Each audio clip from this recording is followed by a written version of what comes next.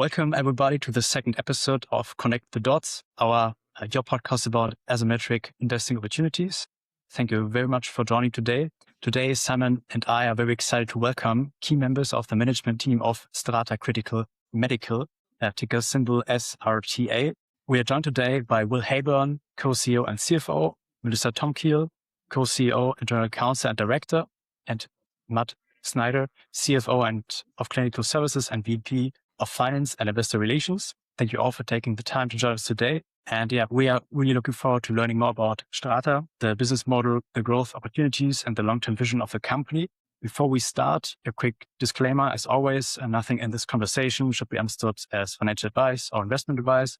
This discussion is only for information and educational purposes, and podcast guests might have positions in the securities discussed.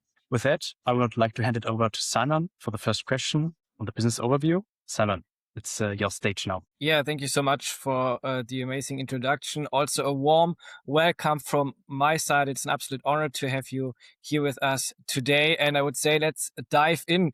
So let's start with the basics for our audience. I would say, could you walk us through what SRTA Critical Medical does actually, like the journey from Blade Air Mobility, the rebrand, the divestiture of your passenger segment to Joby Aviation? It would be really nice to have a quick roundup of what your company is actually doing. Sure, Simon. First, thanks both to you and Max for having us on today. We really appreciate it. Thanks for everybody for listening. So SRTA Critical Medical is a critical logistics and clinical services company for the healthcare industry. And really where we focus is in the transplant community, so organ transplants in the United States. And the reason that this is an area that we're very focused is because this is a motion where time is of the essence. The hearts, livers, and lungs, where we're helping our customers primarily, have only hours to get from a donor to a recipient. So it requires dedicated aircraft that are moving just that one organ by itself to get it to the recipient in time. It also requires clinical services that we provide directly, including surgeons that can help go remove those organs from donors, and also folks called perfusionists and equipment that they bring along with them that can pump oxygenated blood through organs and repair damage that can be done to them when a donor deceases. So we put all of this together in what we call a one-call solution for the transplant centers, which are hospitals that have a patient that's going to receive an organ, and organ procurement organizations, which are the groups that find donors and prepare them for the transplant process. So we put all of this together so they can make one phone call and get everything they need harmonized in the most economical and cost-effective way possible. We have a network of aircraft across the country, able to go at a moment's notice to go pick up an organ when it becomes available. And we also have surgeons and perfusionists that are co-located with those assets so we can put it all together and eliminate unnecessary flying, which we call repositioning. That's flying a plane when it's empty. It costs customers a lot of money, and it limits the amount of time they have to go recover these organs from recipients. We can use a lot of these same resources that we have, particularly the perfusionists, to also help regional hospitals when they're providing open heart surgical services to folks in their community. These are hospitals that don't have enough volume of these kind of surgeries to justify having their own heart-lung bypass machines or having their own perfusionists on site. So we regionally pool these resources, and we help hundreds of hospitals across the United States be able to deliver these services to the communities that they serve. So we're really excited to be a part of this mission, and it's been an interesting journey, as you alluded to, Simon. I'll turn over to Melissa to talk a little bit more about how we got here. Sure. Thanks, Will, and thank you guys for having us. We launched Blade in 2014 as a platform for urban air mobility. And this allowed people to purchase seats or purchase charters on helicopters or seaplanes in dense urban areas where the infrastructure existed for vertical mobility. And as we progressed along the years, we leveraged the infrastructure we had, particularly having aircraft available to us essentially around the clock and a call center to start doing medical missions, which we began right here in New York City in 2018. And we began first by starting with the last mile missions from connecting organs that were deplaning at local airports like Teterboro. And rather than having to endure New York City traffic, we would fly them in helicopters to the transplant centers. And that's how we first got started in the medical business. We went public in 2021, and along with that came a significant amount of funds, about $300 million, that we quickly invested in this medical business, seeing that this was really the industry that we wanted to get involved with. And what we did then was we acquired one of our logistics partners that was called Trinity, and that is our logistics branch today. We quickly became the largest provider of air transportations of hearts, livers, and lungs in the country. And as we were kind of, had both businesses existing simultaneously, all the technology really started developing in electric vertical takeoff and landing aircraft, or eVTOL. And we realized that the passenger business really belonged in an eVTOL company and industry, because eVTOL is really the unlock for vertical aviation, particularly in urban areas. And our focus was really more on the medical space. We also didn't feel that the companies together were yielding the appropriate valuation in public markets. And so we executed the divestiture of the passenger business to Joby, which is a manufacturer of eVTOL. And then, very quickly he became a pure play medical provider. Yeah, that's like, it's really interesting, like the whole journey of the company. Yeah, Will already mentioned the one call platform. We come to that later. Thank you so much for highlighting all like the business in total. Thank you so much for that. On May 6th, you published your Q1 2026 financial and operational results. And the market was really happy about that. Actually, the stock went up. So can you quickly walk us through the recent numbers? Sure. We had a really strong start to the year. Our total revenue is up about almost 90% year over year. Organically, which is our logistics business, grew organically approximately 30%. And that's revenue and gross profit. Our clinical business, which represents the Keystone business that we acquired, grew significantly sequentially. We think that was one of the biggest takeaways from the quarter, driven by our transplant clinical business. Our clinical business overall grew revenue approximately 13% sequentially, and gross profit increased almost 30% sequentially.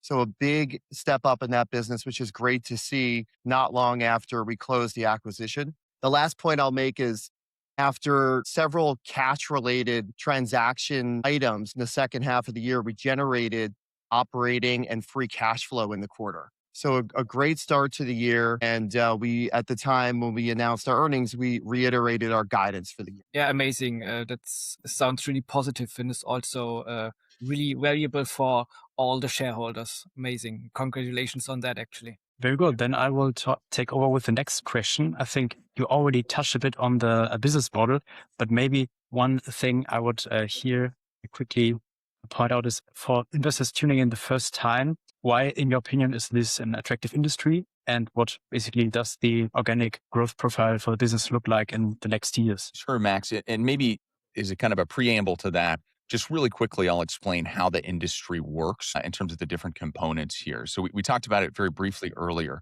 but there's about 50 what are called organ procurement organizations. These groups divide up the United States into territories where they're responsible for identifying the individuals that represent less than 1% of deaths that can qualify for organ donation. So it's very rare. And their job is to identify those donors and then prepare them for the transplant process. They can have some logistical needs because they can cover very large geographic areas. So we'll enter into contracts with them both to fly their staff and supplies around the area that they're responsible for, and also to provide something called NRP, normothermic regional perfusion. And this is a process where you're pumping oxygenated blood through that donor to repair damage that's done to the organs. It allows you to use organs that otherwise you wouldn't be able to use, and it also improves the likelihood that the recipient of that organ is going to be able to use it for a very long time and have a really good outcome. So we also enter into contracts, retainer contracts with those OPOs to provide that service. On the other side of the equation are transplant centers. There's about 250 of them in America, and these are the hospitals that have the patient that's going to receive that organ. We contract with them primarily to provide logistics. They are the quarterbacks for any heart, liver, and lung. So they're going to send an airplane to the location of that donor, and there'll actually be an airplane there often for every individual organ because they can all be going different places. So it's a logistical symphony that has to be organized across multiple hospitals across the country. Everything has to go to a very specific timeline. And when it doesn't, which is some significant percentage of the time, you have to have plan B, C, and D ready to go. This is what we excel at, being able to react and have redundancy in our system to always be able to complete this life-saving mission. So we'll enter into exclusive contracts with transplant centers to do 100% of their flying that they need.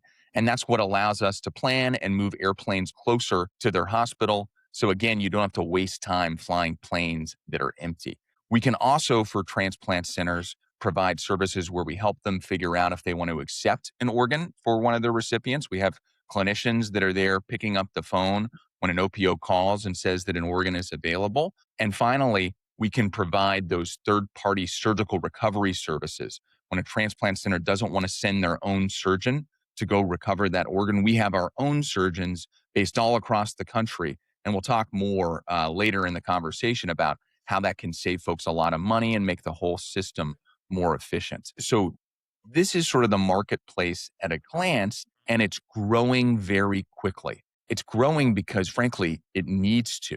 Sadly, about 15 people die every day in America waiting for an organ that's not going to come in time. The good news is that everyone, regulators, companies like SRTA, medical device companies, are all banding together to help close that gap. The couple of ways that the industry is working together on this, one is technology. There are new devices that can help organs survive longer in transit, so you can get an organ that matches someone farther away to the recipient in time. There's more technology, like the technology that we provide, normothermic regional perfusion, that can repair damaged organs and allow us to look at a larger proportion of deaths for potential organ donation.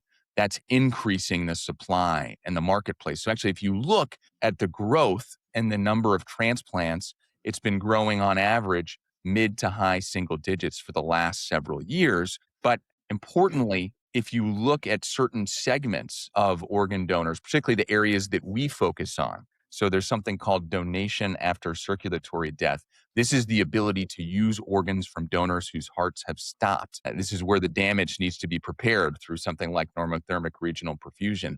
This is growing at 20% on average. And then when you look within that cohort, the percentage of the organs that are receiving that service where we're the market leader, normothermic regional perfusion, that's gone from 20% of those organs in 2024 to nearly 50% today, and it's continuing to grow. So you can see how our organic growth within SRTA can be much faster than the industry, even on an organic basis. And then this is a very fragmented marketplace where we're taking share. We're taking share in logistics, we're taking share in organ recovery using third-party surgeons, and we're taking share in the other clinical services that we provide. So fundamentally, the whole ecosystem is banding together to solve this problem, increase the growth rate in the number of organs, and then there's more on the come. There are more devices coming to market that are going to lower the cost of recovering these organs, making it easier for transplant centers to do. And then regulators are helping as well. It used to be that you had to match organs to a recipient in a very arbitrary geographic box. That's all changing because it resulted in people who needed the organ the most not getting it. So we've seen average distances between donor and recipient increase by about 60% over the last 6 years. They're continuing to evolve those rules to get to the sickest person first, saving more lives. That's why we're doing it. And at SRTA, we can uniquely help with that because we have the largest platform of aircraft that are positioned all across the country to solve this problem. And when we think about it from the perspective of, A, we can solve the problem better than the incumbents. So we think we'll win more business. as this transition takes place. But then also from a unit economic perspective, our unit of revenue is an hour of flight time. So there is a benefit there to the economic model. As we're doing the right thing for recipients, we're uniquely able to solve the problem, and then you're increasing the revenue per transplant at the same time. But it's one of those rare win-wins in the healthcare ecosystem because more people get the organs they need that way, and we can help. That sounds absolutely amazing. And just to touch on what you just said and also on the beginning, like you described SRTA as like the only full service provider combining logistics, surgical recovery, NRP, and organ placement under one platform, like you already said, like the OneCall platform. And to me, it sounds like a multifactorial platform. And what I'm interested in is how defensible is this integrated model and why it is so difficult, for example, for new entrants to replicate it. Well, the only way to operate this platform and this model is to do it at scale, because that's what drives the most efficiencies for the customer. And it allows us to always say yes. So, we, like you said, but with organ placement, right? So we have clinical administrators who are working on behalf and alongside transplant centers to do organ matching and placement. So when an organ is accepted, the next thing that needs to happen is the organ needs to be recovered. Well, we can solve that problem immediately and say yes. It's that easy button. We have clinicians strategically located around the country that can go deploy and do that organ recovery. The next thing that needs to happen is the transportation of that organ, usually by air, back to the transplant center. And again, we can say yes, providing that service and doing it the most efficiently because we will have locally based aircraft, and we have that through the scale that we already have. So traditionally, a transplant center would dispatch an airplane, usually with a transplant surgeon. They would go to the organ donor, retrieve the organ, and fly back. Unfortunately, what happens a significant amount of the time is those organs are not usable. If you have already dispatched an airplane from across the country, you've now wasted the time of that surgeon and you've wasted the money flying that airplane. So that you can only deliver the efficiency by having the locally placed resources and not having to fly unless you know that the organ is viable if you have these hubs around the country. So, we have 20 logistics bases that are strategically placed around the country in the areas of highest volumes for organ donors.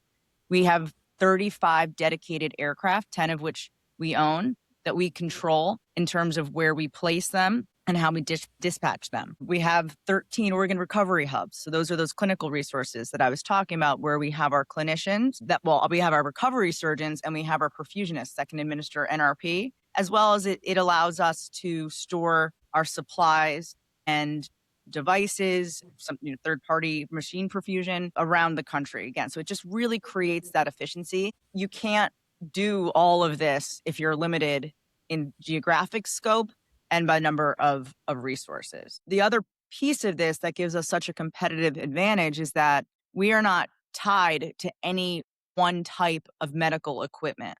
Will was mentioning earlier, it's a great thing for the industry. There's more devices coming to market now than we've ever seen that increase the viability of organs post-procurement. That's a wonderful thing. It saves more lives. It improves outcomes. We can support any one of those devices. It doesn't matter to us. Whatever our transplant center customer wants to use for a case, we have the flexibility through our scale and through being an open source platform to say yes. And we will fly whatever device or move whatever device they want to use. That really sounds amazing. So it sounds to me that it's like really vertical integrated business with big device variety, which is really important also to know for our listeners. Really interesting. Thank you so much for highlighting that out. Great. Okay, then I will start with the next part. I think, Will, you already touched on the scale that you are operating on, which is really impressive in my opinion, and to really get it with all the different ecosystem partners to do it in a really efficient process. Maybe one question about the market or the growth drivers, especially beyond market share. In your opinion, what are basically the major growth drivers? So one thing you already touched was the NRP process. So maybe you could walk us through the adoption curve there. Where are we there in the process? That would be very interesting. Yeah, I think just starting with the growth algorithm, we'll hit on the industry growth rate that's been in the mid to high single digits over the last several years. We're really excited about two secular penetration stories within the industry that we're really tied to following the acquisition of Keystone. So, that our clinical business is exposed to now. So, NRP and third party surgical recovery. NRP has seen increasing penetration rates and growth over the last several years. Going back a few years, less than 5% of DCD donors had NRP. That increased to 20% to 40% is now over half of DCD donors have NRP. And we believe over time that's moving towards the standard of care or higher than we are today. So that's one of them. The other one is third-party surgical recovery, and it's really tied to DCD donation and NRP. So it's happening at the same time. We estimate that last year approximately 40% of DCD cases were using third-party surgical recovery. We're seeing that steadily increase. It's one of the key growth drivers behind our first quarter results that we announced recently. And we're really excited about being able to scale that business, both organically and by adding new customers. Very good. I think then, Simon, you can start with the next question. Yeah, I actually want, you already mentioned like DCD. Would you agree on that this part is a structural tailwind? And how much faster is DCD volume growing versus DBD in your opinion? Well, absolutely. It's a structural tailwind. If you look at the overall transplant volumes, as we talked about, that's a mid to high single digit grower. And then DCD over the last few years has been averaging about 20% growth. And there's a lot more help that transplant centers and organ procurement organizations need to effectuate these much more complex recoveries that are associated with DCD. So, volume is growing much more quickly, but the need for the services we provide is much greater in those kind of cases because of the things that Melissa was talking about earlier. You have about a third of the time in a DCD recovery where unfortunately you go home empty-handed. So there's a risk associated with spending that money to fly an airplane to a location and send a surgeon to a location. And that's why the local service model that we have and are continuing to expand is so critical to making this whole ecosystem more efficient. You simply can't close that gap we're trying to close of those 15 people every day that need organs they're not going to get if you have surgeons spending all their time in airplanes not performing surgical recoveries. So we're helping the industry to move away from that. And it also, from a cost perspective, it reduces the expense of giving it a shot to recover an organ that on paper looks like it has a good chance of not being used. There's lots of times when transplant centers are looking at labs and they're looking at data around a donor and they're thinking, okay, is it really worth sending an airplane across the country when I think this is a 50-50 shot that the organ's not going to be utilized? If instead we have a surgeon already in that donor location and we have a plane already in that donor location that we can keep on standby, don't have to turn on any engines, don't have to burn any jet fuel, we significantly reduce the cost of taking that risk. And it means that the transplant centers will try more often. And the more often they try, right, it's just math. There's a 50% chance of saving a life. Now you get to try and you will have the time to save one more life. So that's why we think it's so critical to lower the cost of going after these organs. And that's why we've built and are continuing to expand this network. So we do expect to continue to see outsized growth in DCD because we're breaking down these barriers that are actually inhibiting growth in the fastest growing part of transplant, believe it or not. So as we make it easier, as those additional machine perfusion devices come online that we talked about, that's going to create competition that will lower the cost of that relatively expensive technology, make it more accessible. You have some supply constraints and machine perfusion that'll start to come down. And, again, as Melissa talked about, we're here to be that infrastructure layer and support all of these devices. We still believe that the customer is always right. So we want to be able to say yes to whatever it is they need, and also put it as part of a system that we've created that will make it possible to deploy at the lowest possible cost. So that's what we think we've built, and that's what we're going to continue to make better every single day. Yeah, amazing. I really like the part what you told about that you always have someone nearby in case of an emergency or whenever something happens. I think that's a big advantage in my opinion. And you already mentioned that new devices coming to your platform, and I also think Max, you have another topic to talk about with new verticals. Yeah, absolutely. So for Simon and me, it's always a very important part that next to a very strongly growing core business, there are new verticals that can be layered on top of it or adjacent markets and opportunities. And one thing that I think you mentioned in another context was that you said you've started to do trial runs and radio pharmaceutical air transport.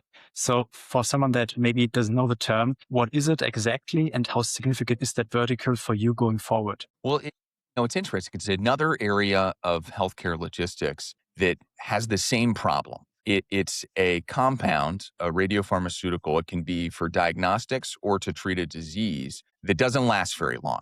It has a short half-life, and so it decays. So after it's manufactured, it has to get to the point of consumption very quickly, just like a donor organ. And so we realize we have this whole infrastructure that's set up to actually do the more complicated thing that, a life is on the line when you're moving a donor organ. And this has a lot of the same attributes, maybe slightly lower stakes, but equally as important for the folks that need it. And so we did what we like to do, which is let's learn by doing. Let's get involved. Let's start performing these services and let's try to do it as much as we can. We're doing trips like this every week now. And let's learn through the process of providing these services, whether it's something we want to invest more in. And it actually follows a template that we've employed every step of the way in our transplant business. As Melissa talked about earlier, we built it organically in New York City on the back of our passenger business that we already had, and we realized we could be great at it. Only after we knew that did we make an investment in terms of an acquisition to grow the platform. But the company that we invested in was one that we had worked with for a long period of time. Same is the case for clinical services. We worked in a commercial partnership with Keystone for quite a while, realizing that there was a benefit to the combined platform. We learned that through our commercial partnership. And only after we were convinced of that through actually doing it, did we go make the acquisition and formally put the two businesses together. So you're seeing us in kind of this phase one on radiopharmaceuticals. We don't know where we're going to land. We know we can do it. We do know we can be great at it. The question is whether it's a good return on investment in terms of trying to grow that business, and time will tell. But I think what you've seen from us is that we have the capability to, at very low cost, run these kind of trials and figure out where we want to go. And we're always thinking about the future in terms of expanding our overall addressable market. Yeah, I think that's very interesting because you basically have that infrastructure and you can, with a few changes, use it for other verticals as well. So I think that's a very interesting opportunity. And look, I should mention that there's other areas that, we have decided after trials that we want to expand more broadly. Kidney is something we haven't talked about very much because kidneys can survive a little bit longer outside the body and still be transplanted, a day, if not more. Historically, they've been shipped through the cargo sections of commercial airlines. But just like your bag, sadly, sometimes kidneys get lost. So we started with a trial of hand-carrying kidneys in the commercial cabin of a commercial aircraft. And now that's becoming a much larger business for us. It's something we offer to all of our customers because we realize to pay just a little bit extra, you can have almost, absent some kind of weather or diversion, near 100% completion rate for this really critical transport. And so that's a great example of something that we have decided to fully lean into because we think it's a better solution than what's out there in the marketplace otherwise. The other area that we didn't talk about yet that's kind of another vertical is our other clinical services, which is about 15% of our revenue in the first quarter. So that's the cardiac perfusion. And we think there's a big opportunity to grow that business as well, organically and through acquisition. So it's a fragmented market. Our share is less than 10% today. We provide great value to the customers, and there's synergies with the transplant clinical business because the staff are the same perfusionists that could be used. So if we're doing a recovery somewhere in the country where we have a cardiac perfusion contract, we could leverage that clinical base. So that's another vertical that we're focused on growing as well. Yeah, thank you so much for breaking that down. Both of you mentioned already two interesting keywords. For example, keystone and acquisition. And I would like to talk a little bit about your acquisition philosophy.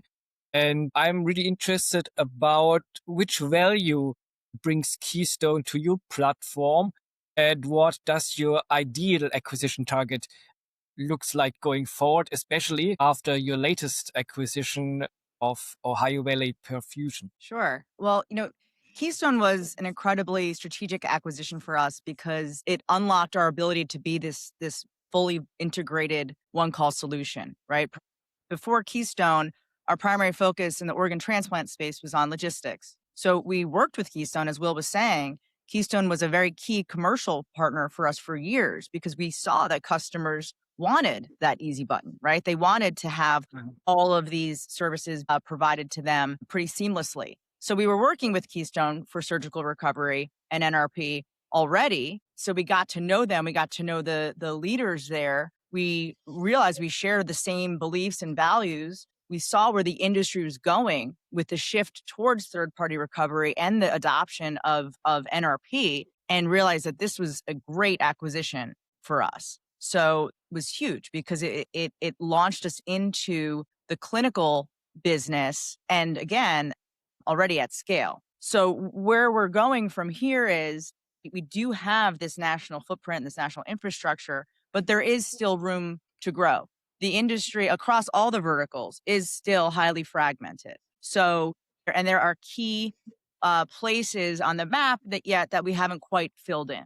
So, as far as our acquisition strategy, we want to continue to bolt on across all of our verticals and, Ohio Valley, including core perfusion, right? Matt was just talking about that, providing staffing of perfusionists to cardiothoracic centers around the country that are doing open heart surgeries. Well, it's not only its own business line that diversifies us a little bit from organ transplant, but we can cross-pollinate with those resources by having them around the country because those are perfusionists that can also perform NRP. So Ohio Valley was a great example of that. It's a very local, small, regional player, but it kind of bridged the gap between locations that we already had a little bit to the south in Kentucky and a little bit further to the north. And, again, like in order to do this the most efficiently, we need those resources, in a variety of places. Yeah, And there's a great opportunity, cross-sell across these acquired businesses when we bring them into the platform. Almost it's hard to find a single target out there that's doing even two or three of these things. And there's no one that has this full stack open source solution like we have. So often, you find a clinical target as an example, and their customers are not being very efficient with the logistics to move those clinicians around. So it's something that we can actually provide value to the customer in terms of saving them money. But from our P&L, it's incremental revenue and profit while saving money for the customer. It's that rare win-win. So we always look at ourselves as being aligned with the customer. If we can't save the money, we're not going to try to force them to use our services. But because we put everything together, as Melissa talked about in this national infrastructure program, we're often able to do that. Thank you so much. So if we jump from the acquisition philosophy to the partner network, it's also really interesting. And is the vision a truly nationwide partner network? And the question I asked myself, are you already seeing potential partners and targets coming to you as the impact of SRTA's platform grows? Yeah, absolutely. I mean, it's not just a secret that we have that this only works at scale, right? So a lot of, both on the clinical side and on the logistics side, there's still a lot of local smaller players that are limited to fewer resources. In logistics, for example, maybe only one or two aircraft of the same type that have the same operating capabilities that aren't going to be the most efficient for a diverse variety of missions. So we are having people come to us saying that we can be better together. And in a lot of these instances, kind of like an example I just gave, those companies will continue to be our suppliers. It's not that we're coming in and displacing them.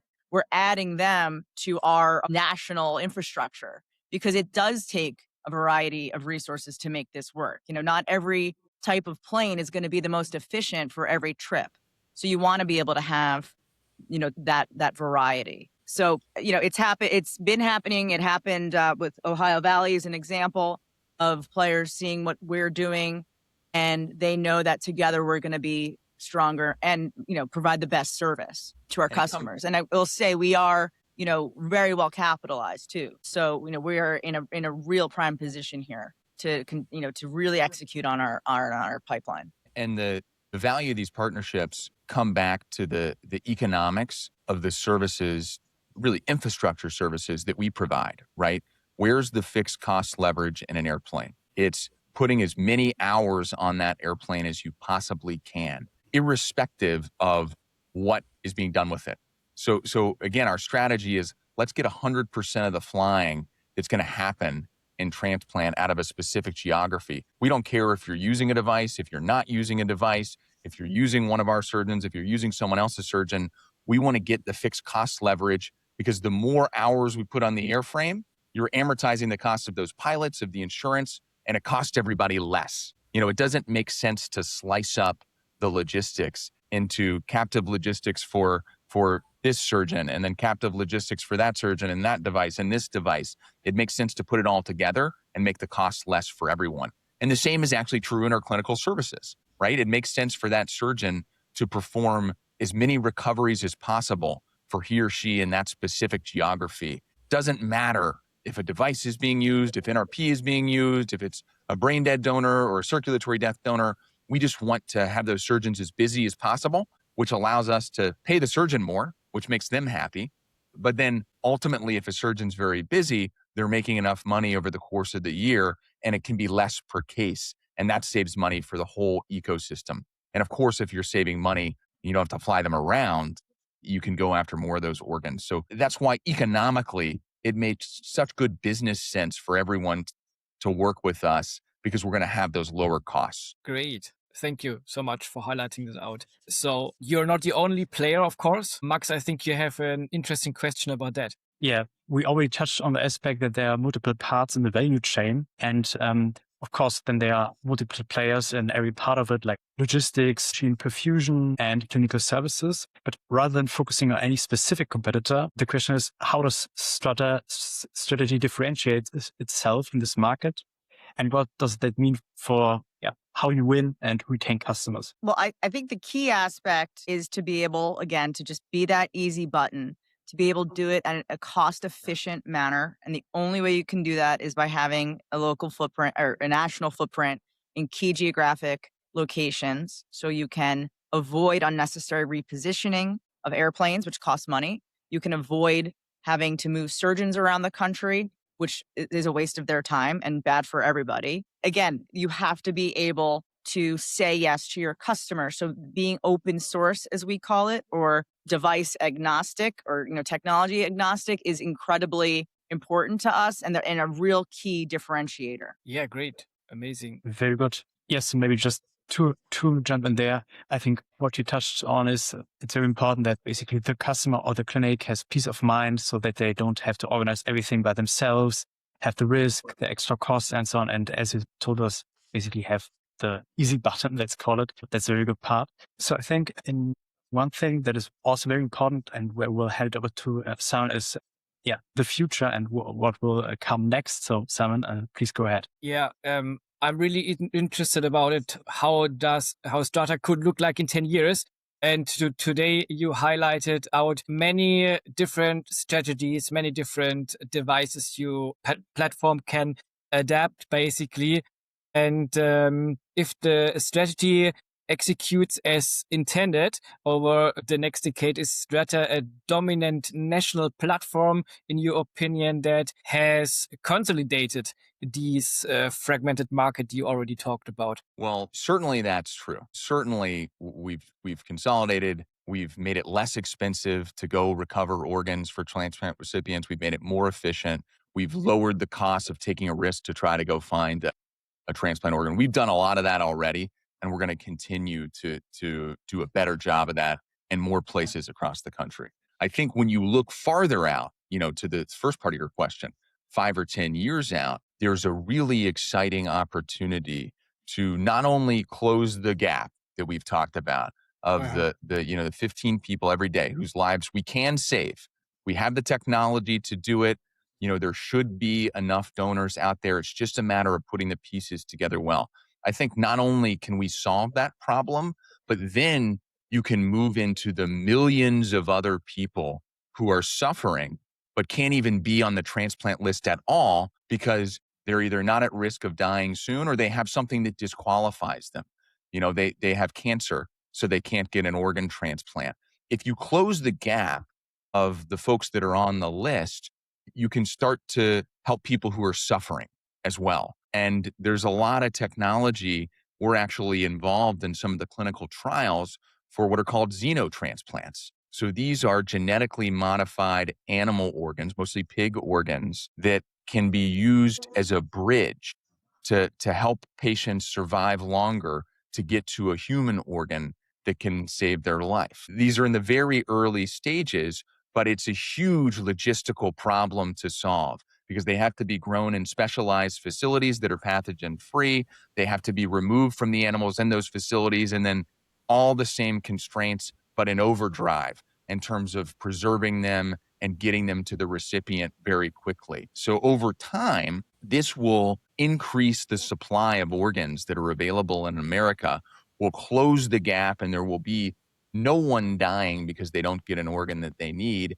And then we can start solving people's problems with transplant as well. We can start making people's lives better. So you can imagine the number of transplants taking place in America becoming a multiple of what it is today. First, because we have bridge organs coming from animals that allow you to wait an extra 6, 9, 12 months to get the human organ that can be the match and extend your life dramatically. And then when these organs are starting to become a substitute, you can give them to folks that wouldn't even qualify today. So we're really excited to be a part of that ecosystem. It's going to put massive demands on what we do, on what the whole industry does. And by putting that infrastructure layer in place today and continuing to build it, we think we can be the preferred partner of everyone in the industry to solve the problem most efficiently and most cost effectively. Yeah, well, thank you so much for highlighting that out. It's really exciting what's happening in your business right now. There's so much going on.